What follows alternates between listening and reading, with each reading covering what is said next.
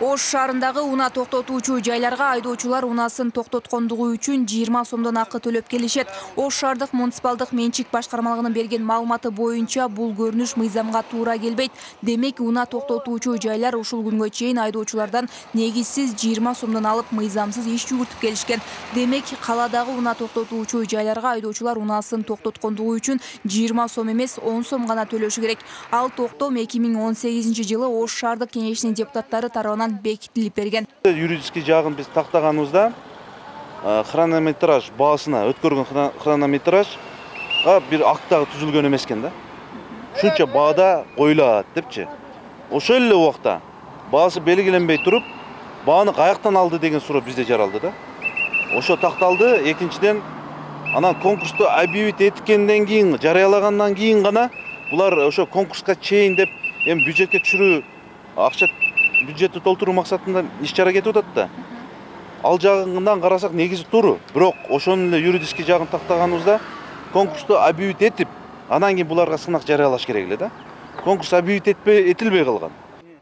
Каладагы унаа токтотуучу жайга айдоочулар 20 сомдон бергиси келбей, атайын унаа токтотуучу жердеги кызматкерлер менен айдоочулар кайым айтышкан учурлар дагы кездешет. Маселен, ошол эле унаа токтотуучу жайга 20 сом төлөө мыйзамга туура келбешин көп эле айдоочулар билбегени маалым болду. 20-дан алып атат азыр келсек 20-дан алып атат. Мэриядан указ бериптир.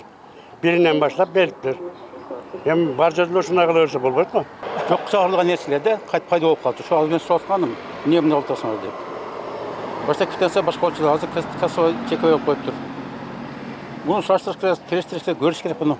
Ал эми ушул жерде ар бир айдоочудан 20 сом өлчөмүндө акча каражатын талап кылып жаткан кызматкерлерге кайрылганыбызда жетекчисинин буйругун аткарып жатканын айтышты.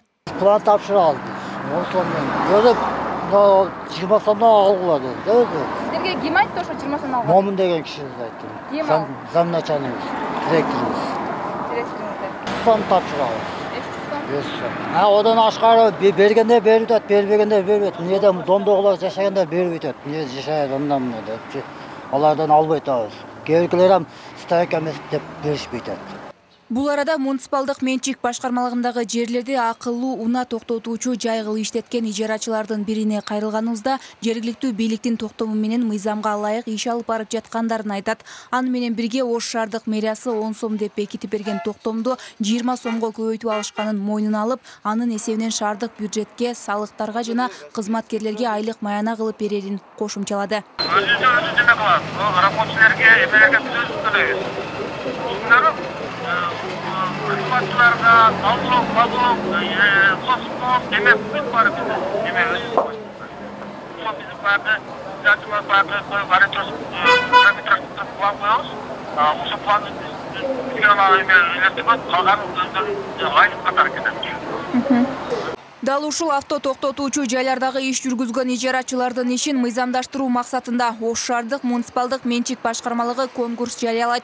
Конкурстун талабында ар бир айдоочуга кызматкерлердин кылган мамилеси дагы каралат. Муниципалдык менчик башкармалыгы буга чейинки мыйзамсыз иштерди мыйзамдаштыруу негизги милдет экенин баса белгиледи. Ижарачылар эми булар биз кандай чечимге келсек, булар ошого макул болуш керек. Макул болбогонго акысы дагы жок да. Себеби жер шаардыкы. Жер жанагы эле элдик, карапайым элдики. Ошондуктан буну биз мыйзам чегинде иш алып барыш үчүн баардыгын башынан көтөрүп, баардыгын башын талдап, юридически тактап, анан кийин буларга конкурс объявить этебиз. Конкурс объявить эткенден кийин ошого чейин бүгүнкү күндө иштеп аткандар иштей берет, кайра келишимди жаңыдан түзүп. А конкурста утуп алабы, утуп албайбы, алар булардан баглык да. Аталган конкурстан жеңип чыккан ижарачылардын ишин тиешелүү тараптар мындан кийин тыкыр көзөмөлгө алат.